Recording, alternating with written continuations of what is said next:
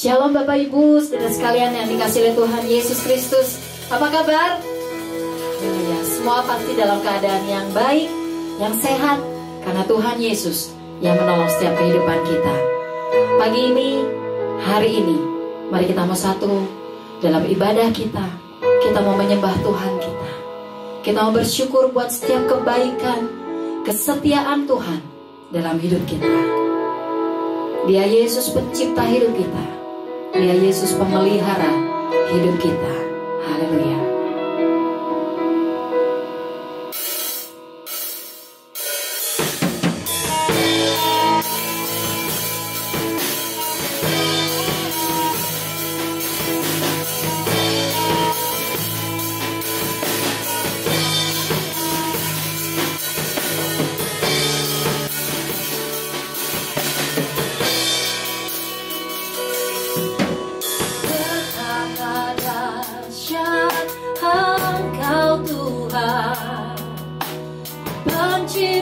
Segala yang ada, dulu, sekarang, sampai selamanya, hanya Engkau Tuhan. Tak terselami pikiranmu, tak terukur panjang setiamu, dulu, sekarang, sampai selamanya, hanya Engkau Tuhan. Ku sembah Engkau Yesus, hanya Engkau Allah di hidupku, tiada yang lain, hanya Kau, hanya Engkau Tuhan. Selamanya Kau tetap Allah, walau dunia semua bergoncang, tak tergoyahkan, Kau tetap Allah.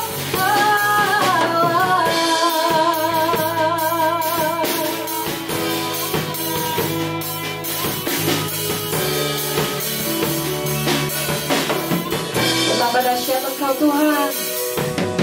Betapa dahsyat Engkau Tuhan, pencipta segala yang ada, dulu, sekarang, sampai selamanya, hanya Engkau Tuhan. Tak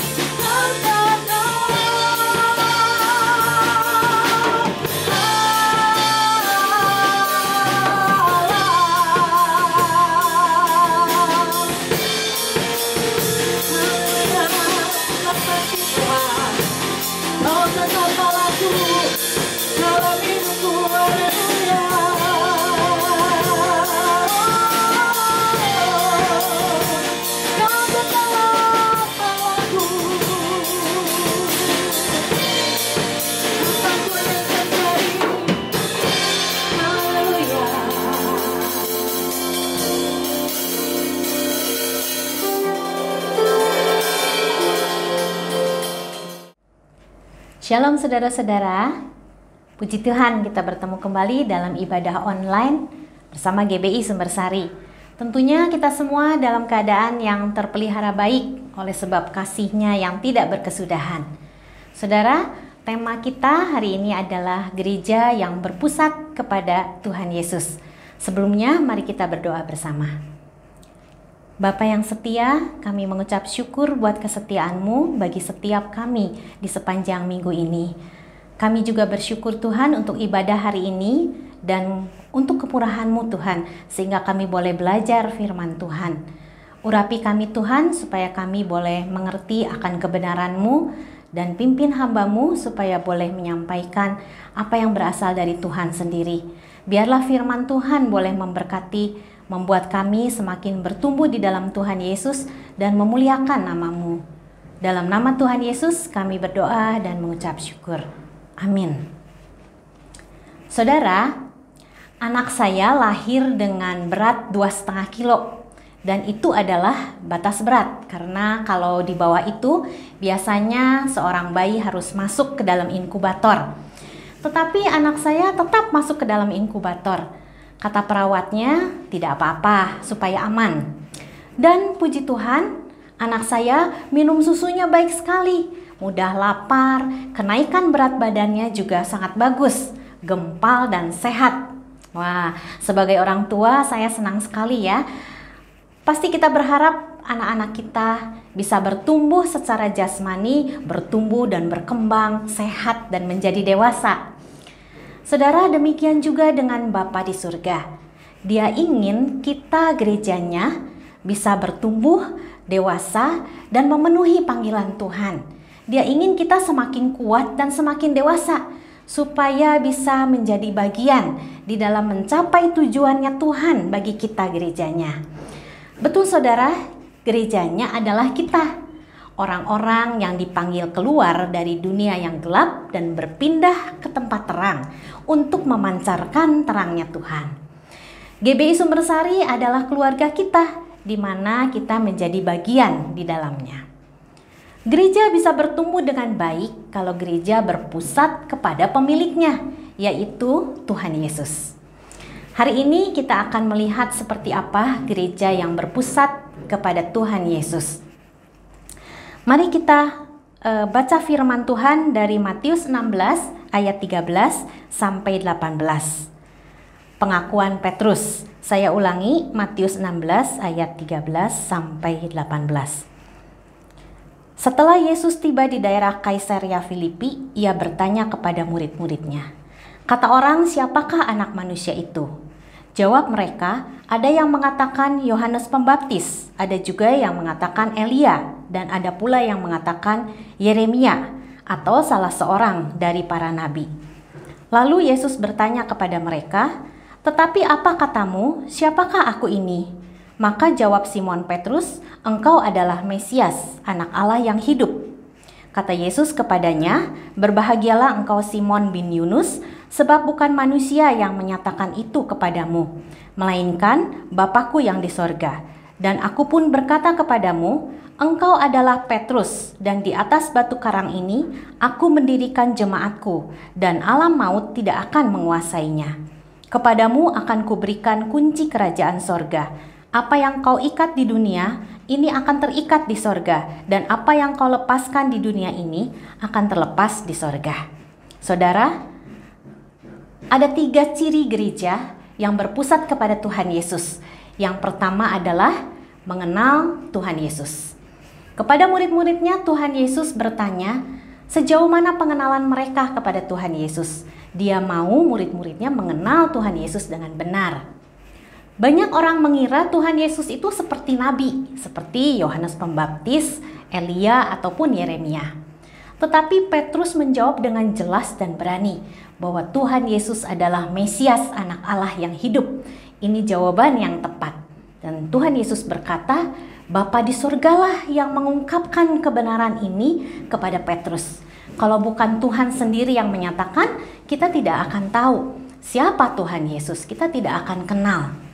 Jawaban Petrus adalah jawaban yang tepat dari seorang murid yang mengenal Tuhan Yesus dengan benar. Dan kepada Petrus, Tuhan Yesus berkata akan mendirikan jemaat di atas batu karang. Ini berarti gereja. Tuhan Yesus mau membentuk gereja sebagai umat miliknya, di mana Tuhan Yesus mau umatnya ini mempunyai dasar kehidupan berjemaat, bukan karena gedung gerejanya yang bagus, atau MC-nya yang keren, atau pendetanya yang hebat, tetapi dasar kehidupan berjemaat haruslah di atas batu karang, seperti Petrus mengenal Tuhan Yesus dengan benar. Siapakah Tuhan Yesus bagi kita? Siapakah Tuhan Yesus bagi saudara? Di dalam Yohanes 14 ayat 6, Tuhan Yesus berkata, "Akulah jalan dan kebenaran dan hidup. Tidak ada seorang pun yang datang kepada Bapa kalau tidak melalui aku." Dan 1 Yohanes 5 ayat 12, "Barang siapa memiliki anak, ia memiliki hidup. Barang siapa tidak memiliki anak, ia tidak memiliki hidup." Tuhan Yesus adalah Tuhan yang menjadi manusia untuk menjalankan misi penyelamatan. Dia harus mati di kayu salib untuk menanggung hukuman atas dosa yang kita perbuat. Dan dia adalah Mesias yang ditunjuk, diurapi menjadi juru selamat manusia. Dan pada hari yang ketiga setelah kematiannya, dia bangkit, naik ke surga, dan dia berjanji akan datang kembali untuk menjemput gerejanya. Kita adalah orang yang berdosa, dan tidak ada satupun perbuatan kita yang layak di hadapan Tuhan yang bisa menyelamatkan kita. Kita hanya pantas dihukum di dalam kematian. Tetapi oleh kasih karunia-Nya, oleh anugerah-Nya dan pengampunannya, kita diselamatkan. Orang yang mengenal Tuhan Yesus dengan benar adalah mereka yang percaya akan pengorbanannya, akan kematiannya, dan akan kebangkitannya. Yaitu mereka yang dengan rendah hati mengakui dosa, mau bertobat, dan menerima Yesus sebagai Tuhan dan Juru Selamat. Mereka akan diselamatkan dan memiliki hidup baru yang diubahkan dan memiliki hidup yang kekal. Hanya Tuhan Yesuslah satu-satunya jalan. Gereja adalah kita yang mengenal dan percaya kepada Tuhan Yesus. Kita diampuni karena kasih karunia dan kita menjadi umat miliknya Tuhan Yesus. Saudara, aktif dalam kegiatan gereja tidak menjadikan kita umat miliknya. Keluarga yang sudah Kristen sejak lama juga tidak menjamin kita menjadi milik Tuhan Yesus. Tetapi hanya dengan mengenal dan percaya sungguh-sungguh kepadanya sebagai Tuhan dan Juru Selamat, mengalami kelahiran baru, maka kita akan menjadi umat kepunyaannya. Saudara harus pastikan saudara pribadi sudah mengenal dan percaya kepada Tuhan Yesus. Saudara, ciri yang kedua, gereja yang berpusat kepada Tuhan Yesus adalah bertumbuh di dalam Yesus. Kita dipanggil bukan hanya untuk percaya saja, tetapi Tuhan ingin kita hidup menjadi anaknya yang mengalami pertumbuhan. Dalam 2 Korintus 3 ayat 18, "Dan kita semua mencerminkan kemuliaan Tuhan dengan muka yang tidak berselubung. Dan karena kemuliaan itu datangnya dari Tuhan yang adalah Roh, maka kita diubah menjadi serupa dengan gambarnya dalam kemuliaan yang semakin besar." Bertumbuh di dalam Tuhan Yesus berarti diubah semakin serupa dengan Tuhan Yesus. Kita mengalami transformasi, mengalami metamorfosis seperti ulat yang berubah menjadi kepompong dan bertransformasi menjadi kupu-kupu yang indah. Demikian juga kita yang tadinya hidup di dalam dosa, kemudian bertransformasi menjadi serupa dengan Tuhan Yesus yang indah. Saudara, mari kita lihat gereja mula-mula di dalam Kisah Para Rasul 2 ayat 41 sampai 43. Orang-orang yang menerima perkataannya itu memberi diri dibaptis, dan pada hari itu jumlah mereka bertambah kira-kira 3.000 jiwa. Mereka bertekun di dalam pengajaran rasul-rasul dan dalam persekutuan, dan mereka selalu berkumpul untuk memecahkan roti dan berdoa. Maka ketakutanlah mereka semua, sedang rasul-rasul itu mengadakan banyak mujizat dan tanda. Seorang percaya akan mengalami perubahan di dalam kehidupan rohaninya. Dia akan cinta Tuhan Yesus dan cinta firman-Nya. Firman Tuhan adalah makanan rohani yang dibutuhkan orang percaya untuk boleh sehat dan bertumbuh. Gereja mula-mula diberikan kuasa yang luar biasa, dipenuhi mujizat dan bertambahnya jiwa-jiwa. Gereja yang di Yerusalem ini mengalami pertumbuhan yang sangat luar biasa. Jemaat gereja mula-mula dikatakan hidup bertekun di dalam pengajaran, artinya belajar firman Tuhan. Mereka merenungkan dan mendalami kebenaran firman Tuhan. Dengan mendalami firman Tuhan, maka kita akan semakin mengenal Tuhan Yesus. Mengapa? Karena seluruh firman Tuhan di dalam Alkitab itu berpusat kepada satu pribadi, yaitu Tuhan Yesus. Dan melalui firman kita bisa belajar bagaimana karakter dan teladan Tuhan Yesus, dan dengan menaatinya maka hidup kita akan berubah seperti Dia. Dan tadi dikatakan untuk belajar firman Tuhan, gereja itu perlu bertekun. Artinya ini bukan hal yang mudah, perlu usaha dan perjuangan. Kita tidak perlu berjuang untuk bertekun shopping, makan enak, atau nonton, bukan. Saudara, jemaat mula-mula juga bertekun di dalam doa. Kira-kira apa yang mereka doakan sehingga gereja mula-mula bisa bertumbuh dengan luar biasa? Apakah mereka berdoa bagi pekerjaan, bagi kesehatan, bagi kebutuhan hidup? Tidak ada yang salah berdoa untuk hal itu. Tetapi Alkitab ajarkan kita berdoa bagi pertumbuhan rohani. Efesus 1 ayat 16-17.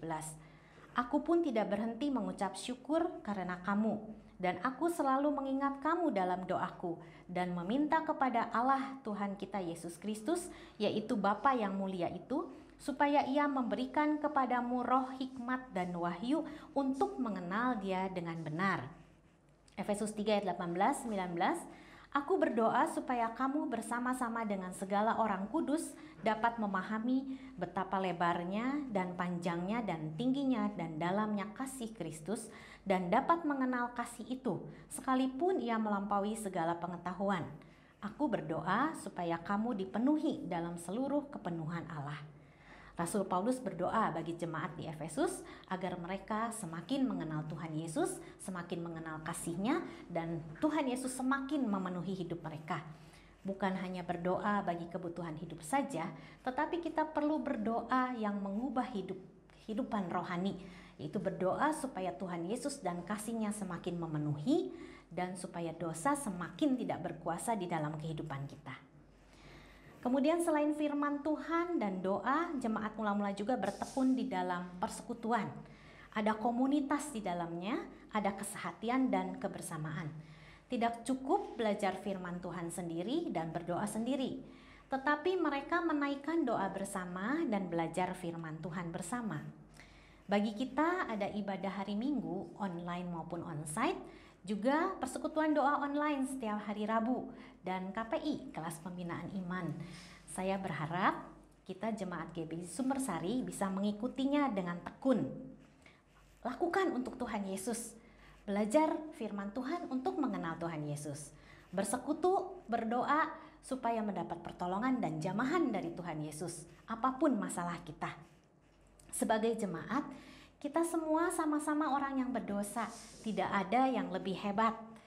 Kita ini mendapat anugerah untuk diselamatkan.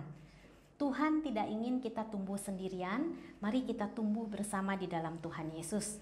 Tetaplah setia membaca firman Tuhan dan berdoa setiap hari, dan bersekutu di dalam PD bersama dan pengajaran firman bersama. Selanjutnya ada faktor lain yang bisa membuat kita bertumbuh, yaitu ujian atau masalah. Seperti seorang atlet yang harus diproses di dalam pelatihan. Sekalipun tidak nyaman dan kadang sakit, tetapi sang atlet ototnya akan semakin kuat, kecepatannya semakin bertambah, dan dia semakin siap untuk bertanding. Demikian juga kita. Tuhan mengizinkan ada masalah atau ujian bukan supaya kita menderita, tetapi untuk membangun kita.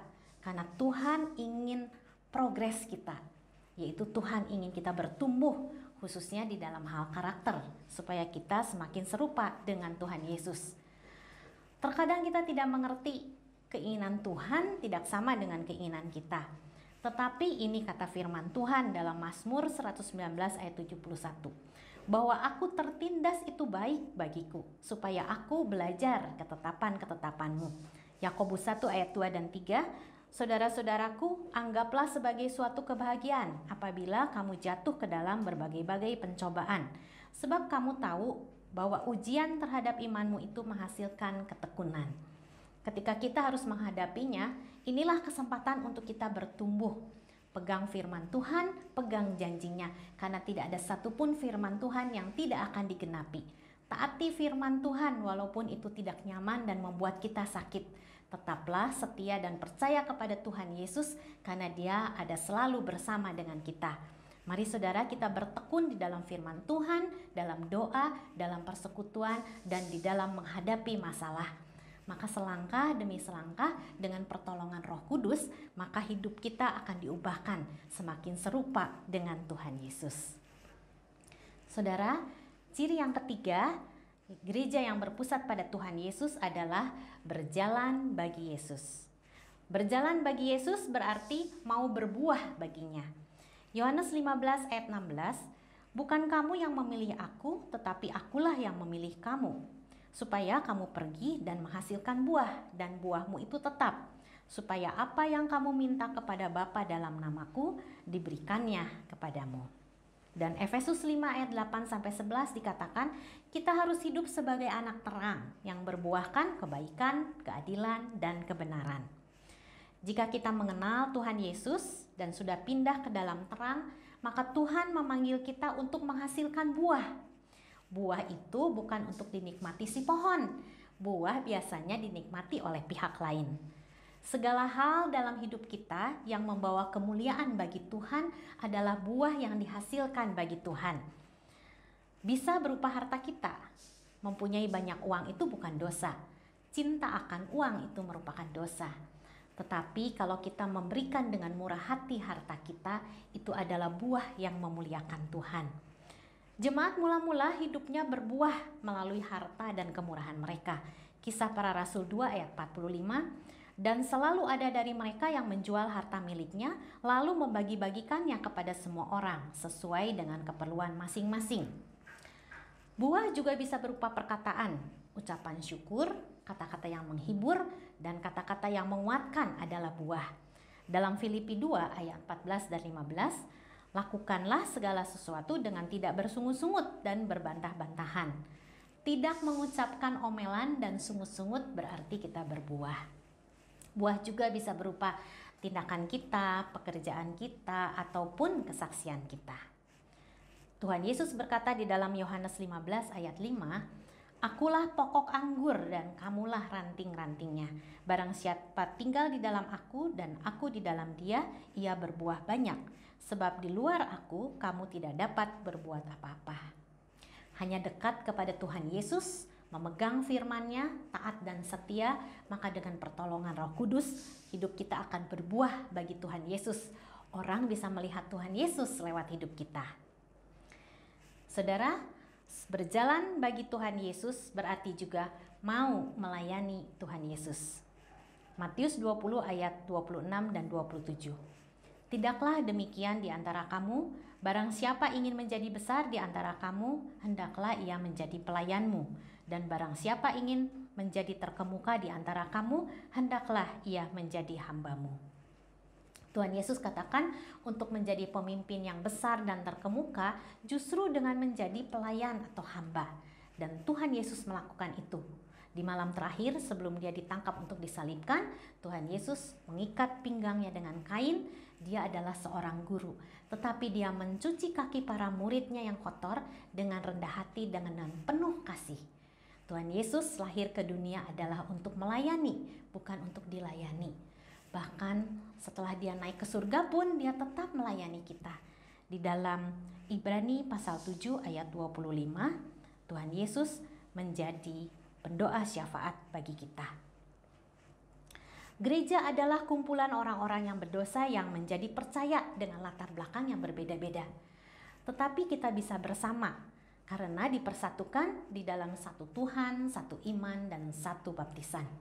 Dan gereja adalah tubuh Kristus. Tuhan menempatkan kita masing-masing di dalam gereja menurut kehendak-Nya.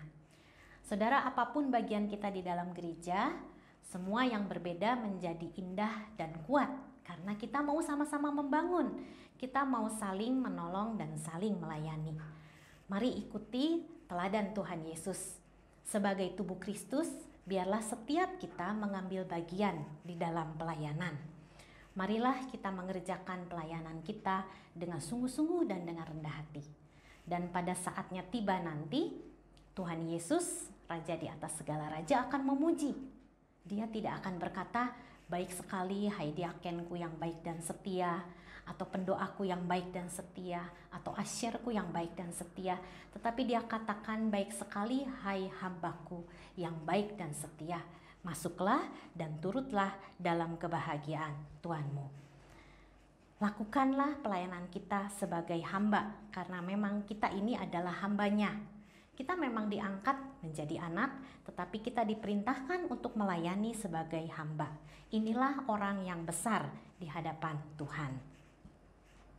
Dan berikutnya saudara, berjalan bagi Yesus berarti mau bersaksi baginya. Saudara ingat kisah orang yang lumpuh? Tertulis di dalam Markus pasal 2. Waktu itu Tuhan Yesus datang ke Kapernaum dan tersiarlah kabarnya. Ada seorang yang lumpuh. Pada zaman itu orang lumpuh tidak bisa melakukan apa-apa. Dianggap itu karena dosa atau karena kutukan. Dia hanya bisa berbaring di atas alas. Mungkin pekerjaannya hanya bisa meminta-minta. Hidupnya adalah kesedihan, tidak ada harapan, dan tidak ada seorang pun yang bisa mengubah kehidupannya. Tetapi dia mempunyai 4 orang teman yang sudah mendengar bahwa Tuhan Yesus sanggup menyembuhkan orang-orang sakit. Dan mereka percaya Tuhan Yesus sanggup menolong teman yang lumpuh. Dan mereka percaya teman yang lumpuh hidupnya akan berubah. Itu sebabnya mereka memutuskan untuk membawa teman yang lumpuh itu kepada Tuhan Yesus. Dan setibanya di tempat, ternyata orang-orang sudah memenuhi rumah di mana Tuhan Yesus berada, sehingga tidak ada jalan untuk masuk. Maka mereka membongkar atap di atas dan menurunkan teman yang lumpuh menggunakan tilam. Di dalam Markus 2 ayat 5 dikatakan, ketika Yesus melihat iman mereka, berkatalah ia kepada orang lumpuh itu, "Hai anakku, dosamu sudah diampuni." Melihat iman 4 orang teman, Tuhan Yesus pun melawat orang lumpuh, mengampuni dosanya, dan di ayat 11 dia disembuhkan oleh Tuhan Yesus. Tuhan Yesus memberi kesembuhan jasmani dan kesembuhan rohani. Kita bayangkan orang lumpuh itu sekarang sudah bisa berjalan, dia mengangkat tilamnya dan dia akan bisa bekerja, dan dia memiliki hidup yang baru. Dosanya sudah diampuni, hidupnya jadi berubah. Saudara, siapa yang bisa merubahnya? Bukan ke-4 orang temannya, tetapi Tuhan Yesus. Tetapi karena ke-4 orang teman inilah, maka orang lumpuh bisa bertemu dan disembuhkan oleh Tuhan Yesus. Gereja itu seperti ini. Gereja adalah 4 teman dari orang lumpuh. Gereja adalah teman bagi mereka yang membutuhkan pertolongan. Gereja tidak bisa merubah hidup mereka, tetapi bisa membawanya kepada Tuhan Yesus. Melalui pelayanan kita dan kesaksian kita, melalui hidup kita yang berbuah, melalui penginjilan, maka kita sebagai gereja melakukan misi berjalan bagi Yesus, supaya orang-orang yang hidupnya tidak mempunyai harapan bisa berubah setelah bertemu dengan Tuhan Yesus. Demikian saudara, biarlah panggilan Tuhan agar kita gerejanya bisa bertumbuh dan menjadi dewasa bisa dipenuhi, karena kita adalah gerejanya yang berpusat kepada Tuhan Yesus, mengenal Tuhan Yesus, bertumbuh bagi Yesus, dan berjalan bagi Yesus. Amin. Tuhan Yesus memberkati.